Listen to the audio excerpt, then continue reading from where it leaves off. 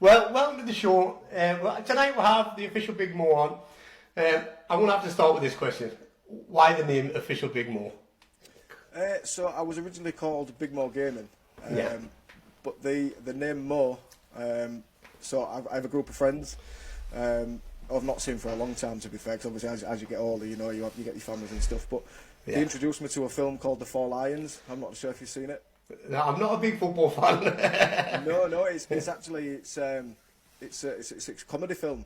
All right, okay. I'll have to check it out now. Yeah, it's quite funny. And basically, when I grow my beard really long and I don't shave it, I look like one of the guys off there called Mo. One of the other guys, he looks like a guy called Omar, so we called him Omar. And it just sort of stuck. Everybody knows me as Mo now. So originally, like I say, we were Big Mo Gaming, but then we had a bit of a rocky road. There was people trying to impersonate my profile, stuff like that. So we then went for the official, the one and only. Why not? Why not? But yeah, no. So that's where we are. So how did you get into streaming then, Mo? I want to backtrack on this question, like to my Yeah. childhood. Crack on, mate. I don't want to go too deep, but I'll be open and honest, like I've said. Yeah. When I was about 10, 11, I used to get bullied quite a lot. I was a big child. I I used think to get bullied quite a lot, and I tried to commit suicide. So from that, you lock yourself away in your bedroom, and it's like, Yeah. well, what do I do now? I ain't got no friends. So obviously I got into gaming. Just playing Modern Warfare 2, that's where it started for me. yeah. Started playing Modern Warfare 2, then you sort of meet people online, and then I started to join clans and stuff like that, and then you get immersed in this world, and it's like, wow, people are making me feel good, you know. So I forgot about what had happened Yeah. within the past couple of months. Obviously my parents found it really hard for me, but in my vision of things, I was comfortable because I was immersed in gaming. And then obviously when I become a teenager, so I'd say maybe about 15, 16, I didn't fall out of love with it, but you're a teenager, you're out doing your thing, and you know, this, that and the other. I didn't have as much time for it. I then met my partner, who I'm with now, and obviously when we'd sort of settled and got a house and stuff like that, the gaming then reintroduced.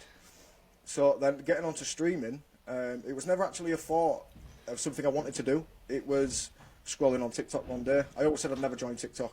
That was lockdown. Lockdown did it for me. I downloaded it. Everybody did it. But yeah, so I'd seen a few people doing it, and I knew a few people that did it. And I thought, do you know what? Why not? I enjoy playing my game. You know, I didn't have a big group of friends that I played the game with before I started streaming, but I spoke to them about it and I said, you know what? Go for it. Why not? And yeah, that's how it started, really. Yeah. I mean, any men growing up, I'm not singling out the ladies, but it is tough for a bloke growing up getting bullied in school and stuff like that. How did you handle that? I know you said what you tried to do, but how did you, obviously the gaming helped you and the streaming helped you and playing with other people and stuff like that. Was there anybody else that helped you through that? So at the same time of all that happening, my mum and dad was going through a breakup. So obviously that was taking its toll at the same time. So I couldn't put as much reliability on my parents as much as I wanted to, because obviously they had their own issues. Yeah. So it was really, that's where the confinement in myself come from, I believe. Yeah. I really do believe that. But as men, we know we always like try and bottle it up, and it is what it is. We crack on, you know. Yeah, it is what it is. You bottle it up and you just get on with it. Yeah. So what do you like about streaming?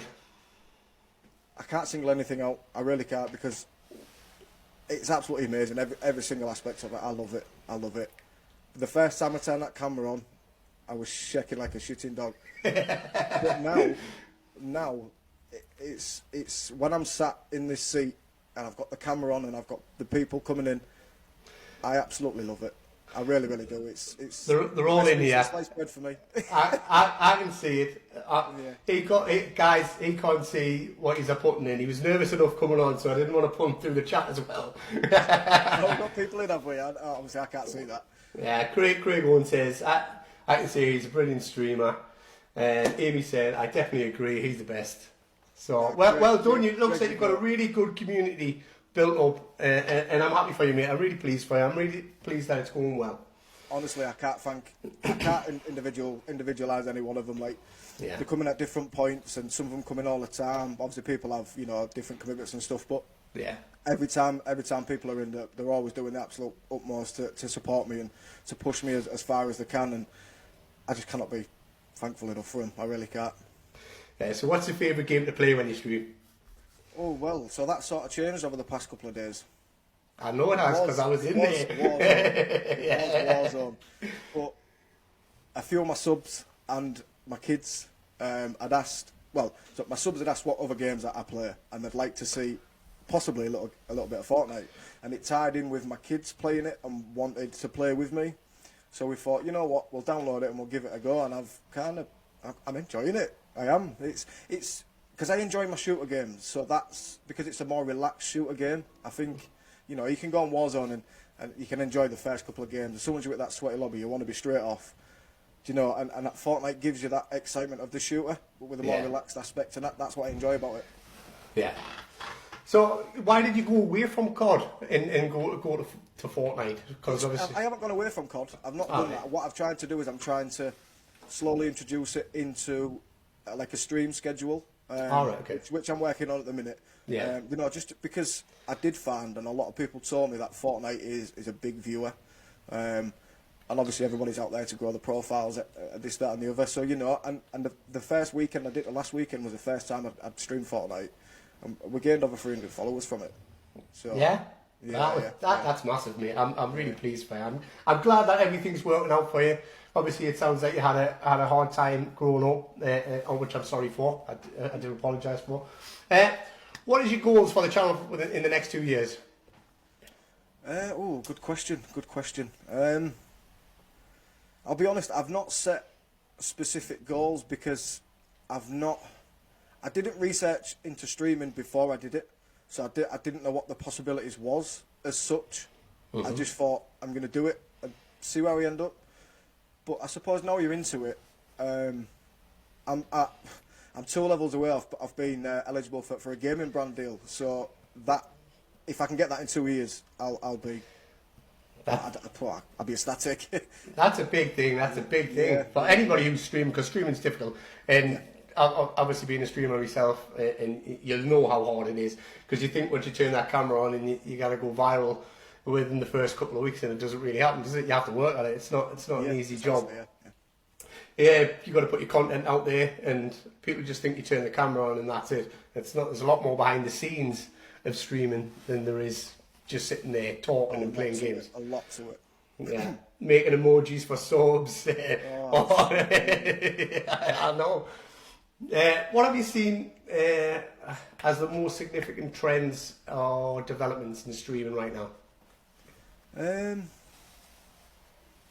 See, that's a very good question, because I try not to follow a trend as such.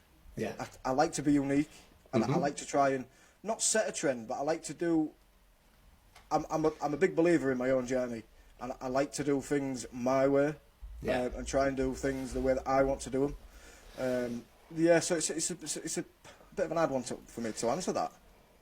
Yeah, well, it might be something you come across later on. Yeah, how long have you been streaming for? Not that long at all. Not long. I started in March. So yeah. Nearly a year. A few more months. Far off, Yeah. But you've grew quite a good following from that, and I suppose your Discord's taken off and all the rest of it. The Discord, it's sort of me and a few other streamers have been speaking, and we all seem to find it a bit difficult to keep it up and running and vibing. Like it's easy to get the people in. It's really easy to get the people in, but keeping it chatting and vibing is very difficult. Like some days you can post a message in there in the morning. I hope everybody has a good day. And you don't get nothing. and other days you could put something in, and obviously everybody's, you you have a brilliant day, this, that, and the other. It's a bit of a difficult one really with the Discord, but again, I mainly use that for like the chats within the games. Yeah. And I'm trying to push out people using it to meet new friends and to squad it with new different people, but that sort of fell on deaf ears at the moment. Are you looking forward to Verdansk coming back next year? I am, because I'm gonna shock a few people when I say this. I've never played it. Honestly, you've never played it. On my life. So I only started playing Warzone 4 years ago. All right. And it was literally Rebirth Island. Because one of the kids I employed at work, I knew him from outside. I knew him from college. We used to bricklay at college together. Yeah. And so you talk about sort of what you into, you know, this, that, and the other, because we've not seen each other for a good 6, 7, maybe 8 years. Yeah. So you have a catch up, and he's like, "Oh, I play on the Xbox. Oh, I play on the Xbox. What games do you play?" And he's like, "Oh, you should jump on Warzone with us one day." And honestly, I was probably no better than I am now, to be fair. Anyway, and that's where it started. Yeah, and it was just because I was introduced there. I got the feel for it, and that's just the love of my life. I hope the missus isn't in. I don't know what your missus' name is. Nah, she will be in. I'm only joking. I love you. So how do you find the movement on Warzone at the minute? I found it really difficult, but obviously when you obviously used to something, you know, you find it a lot better. But I do like it now. I was a bit skeptical, but no, I do like it now. Yeah. So, what advice would you give to someone in the chat or who's listening later on if they want to start streaming? Be prepared. It takes up a lot of your time. Like we said at the start, literally, I'll stream on a night. So obviously I work full-time job. Come home from work, spend a bit of time with the kids, have some tea, have a shower, and then we jump on. So the following day, when I'm at work, the stream I did on the previous night, on my break times, I'm editing clips. Any quick 5 minutes I get. What content can I create? Do you know? If you want to grow in this big world, you've got to be ready to put the time into it. Because if you're not prepared for that, it's going to be a long journey. It's a long journey anyway, but it's going to be a long journey. Do you think people have to stick at it? Because I've seen people come and go like the wind. They just come in and they'll do it for a few weeks and that's it, because it's not going anywhere. Do you feel like you really have to put your heart and soul into it and give it all? Yes, so I feel like I've experienced that firsthand, and I got quite depressed over it. So when we started streaming, you know, obviously I didn't hit the ground running. You know, it was very slow and steady for the first, let's say, a month and a half, 2 months max.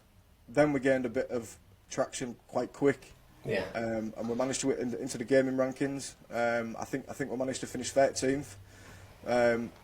So that was like whoa, what's going on here? Do you know? I think that's what immersed me more into the streaming world. But then from then, the next month or so after, it was lucky to get 1 or 2 viewers in at a time, and it was like, what's going on here? What am I doing wrong? Like, what can I do to get more people in? Mm-hmm. So we introduced the giveaways, which was a big hit. People was loving it.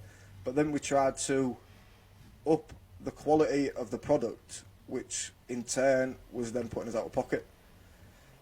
So it wasn't financially feasible to do it. Yeah. So it was then, what else can we do that doesn't cost a thing to get people in? And I just come down to the conclusion, just be more interactive with people, ask what they want rather than what I want, which was a difficult thing because, like I said, I'm always a believer in my own journey. But this changes your mindset and your output on things, and yeah. How did you handle them highs and lows then? Because obviously when you're getting lots of viewers in and you're getting all the gifts and everything like that, it's a massive high for anybody. And then obviously when you're not getting anybody in, and obviously it makes you feel terrible at the start. I've experienced it firsthand myself because I started off on Twitch, and Twitch is probably one of the hardest platforms to try and make it on.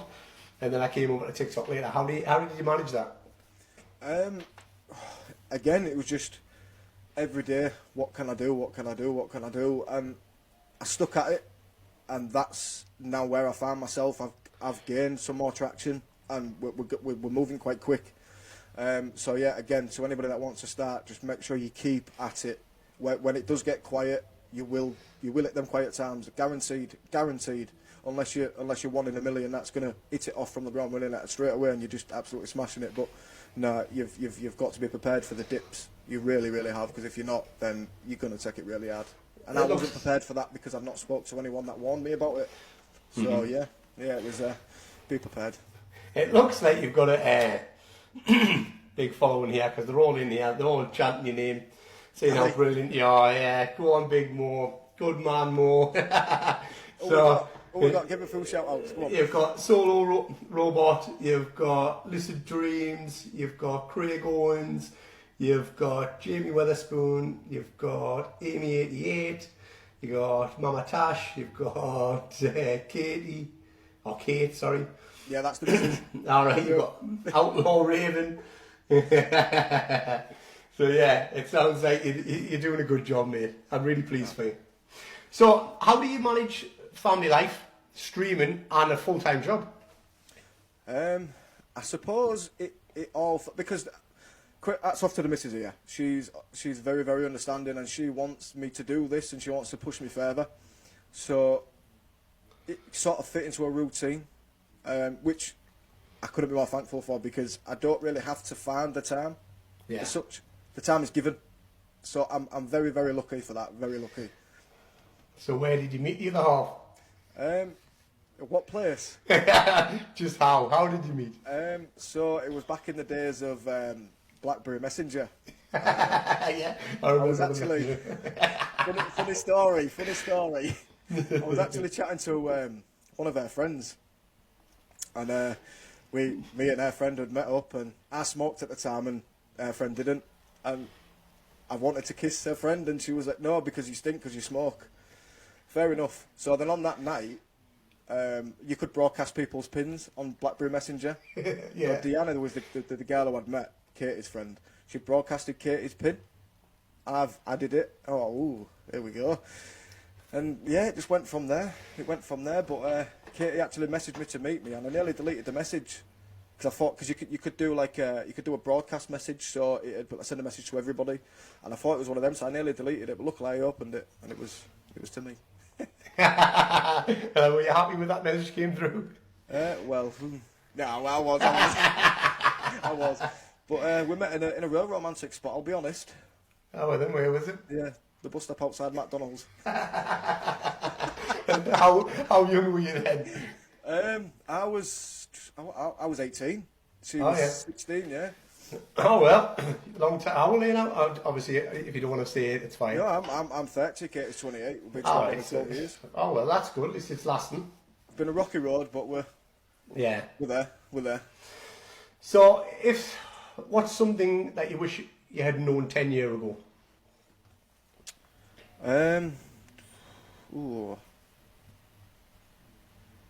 How to be more wise, because as everybody is as a teenager, young and naive. Now I was more naive than what for me. I was too naive for my own good, and I wish back then I had a lot more adult figures around me to give me that guidance. Yeah. So yeah. I believe the to be more mature. Let's put it that way. But you've always got to be a child at heart. And Exactly. I think most men are childs till they reach 40 anyway. So that's how we get by. I've got to give you a little message from. Is it Zari? Oh, yeah. Yeah. Tell Mo that I said he's smashing it. Nah, big up TJ. Let's talk about a mentor or someone who has played a significant role in your life. Who would that be? So obviously growing up, I'd say probably more my mum. Yeah. But then, as I've become more of an adult, I'd say my partner, because like I mentioned, my partner's pushing me through this journey more than anybody. So yeah, obviously my mum's not 100% with her health, and obviously as you grow up, you don't rely on your mum as much, although you always will, if that makes sense. But yeah, my mum and my missus, I've got to say that. So they're your two inspirations, yeah? Yeah.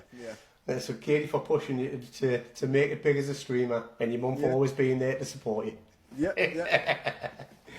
If your life had a theme song, what would it be? Oh, wow.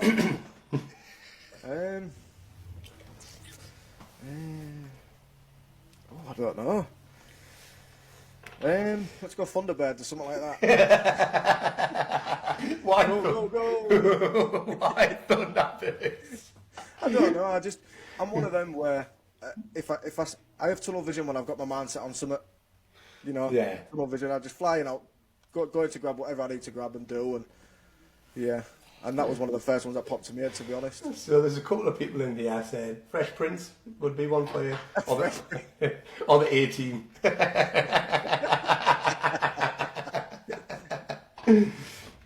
What's the strangest food combination you enjoy that others might find odd? I won't say it's strange, although recently people have been telling me it's very strange. Oh, well, So, I've obviously for work, for pack up, all I do is just buy a loaf of bread, a packet of ham, some cheese, just for an ham and cheese sandwich. So Monday, I'm making an ham and cheese sandwich, and I was looking in the fridge. Oh, what sauce can I have? And I put barbecue sauce on it. And the lads at work are like, what are you doing? Yeah, what are you doing? What are you doing? But honestly, try it. You will not be disappointed. And I will not say that's weird. I will not say that's weird. Do you dip your toast in your tea? Are you one of them guys? No, do you know what? I don't really eat toast. No? Why? I don't really eat breakfast, to be fair.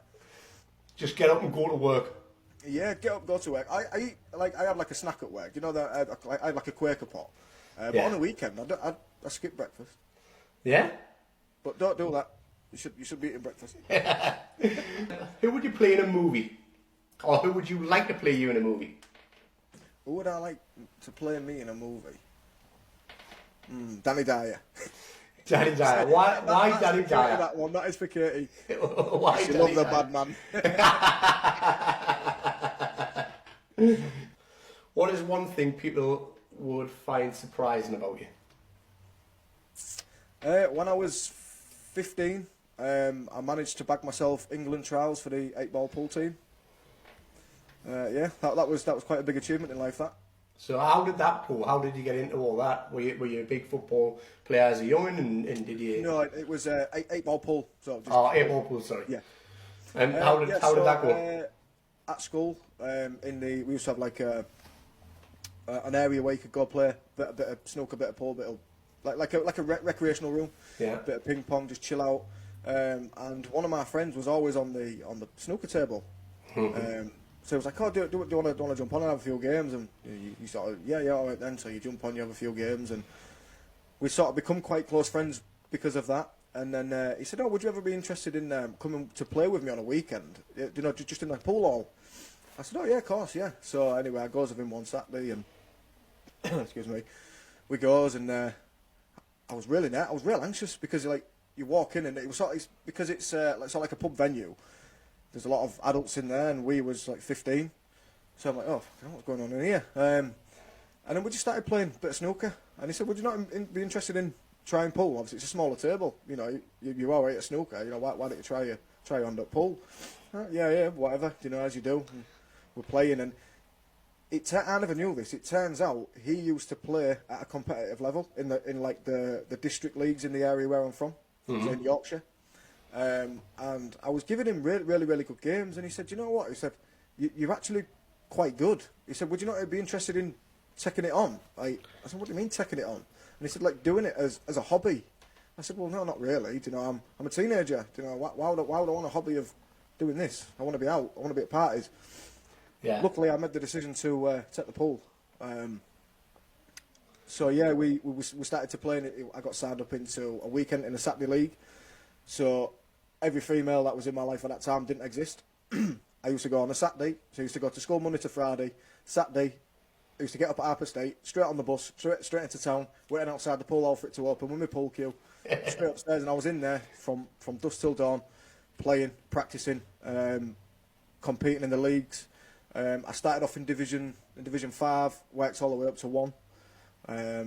Then I moved. Then I got offered to play. I got asked if I wanted to play for like a local team, like a pub team.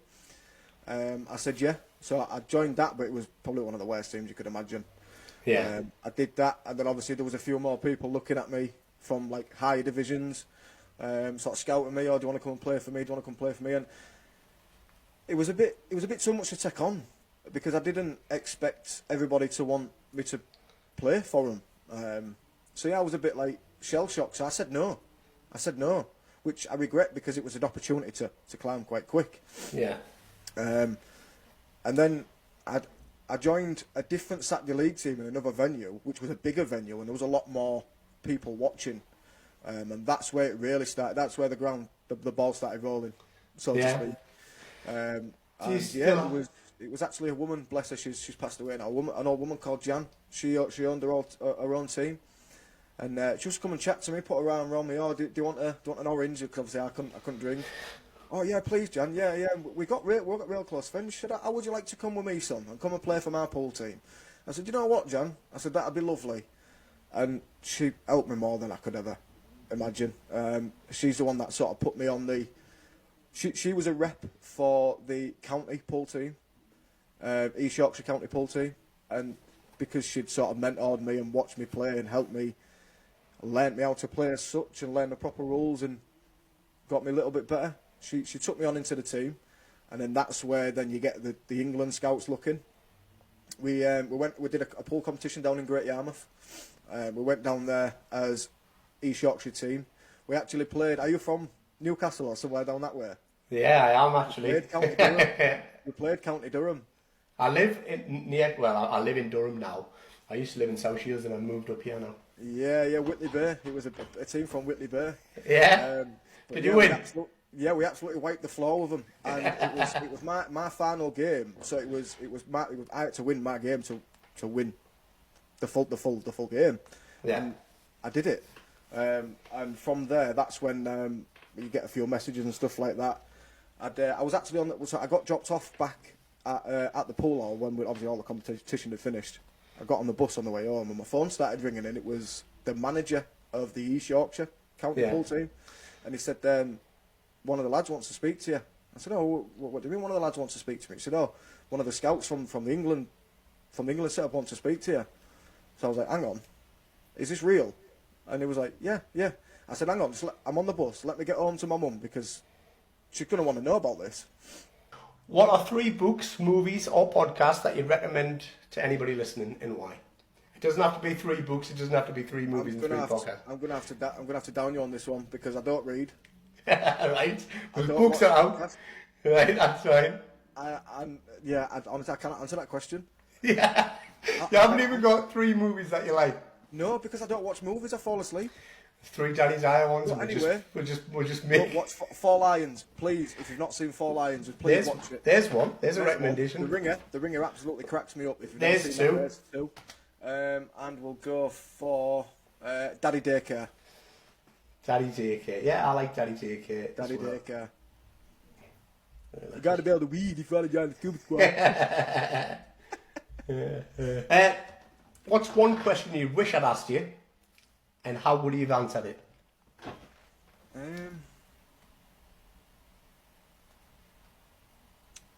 You stumped me, you know. I'm really I thought. I don't want to ruin it, man. No, you're not ruining it.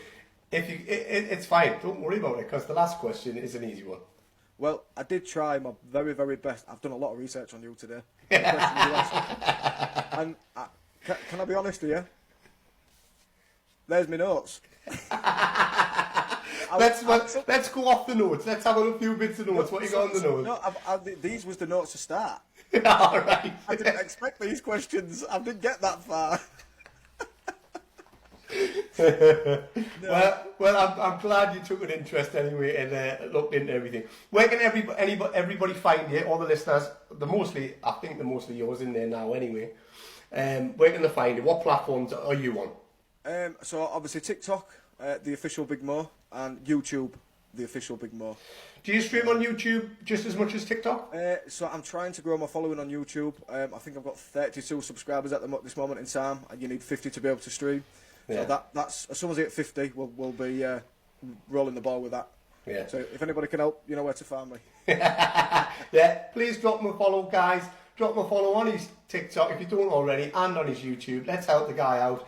What about Twitch? Are you going to move over to there at any point? I haven't got an account on Twitch, but I don't think I've got the brain capacity for that. It is a tough one. Yeah, no, I've really found it difficult on Twitch. I ain't going to lie to you. But TikTok is the place for me. Yeah. I love it. You get a lot more football on TikTok, I think, than you do anywhere else. It's the random traffic that I like. Yeah. Yeah. Well, thanks for coming on the show, Mo. I really enjoyed it. Thank you for having me. that was an insight into Mo's streaming life and into his personal life. So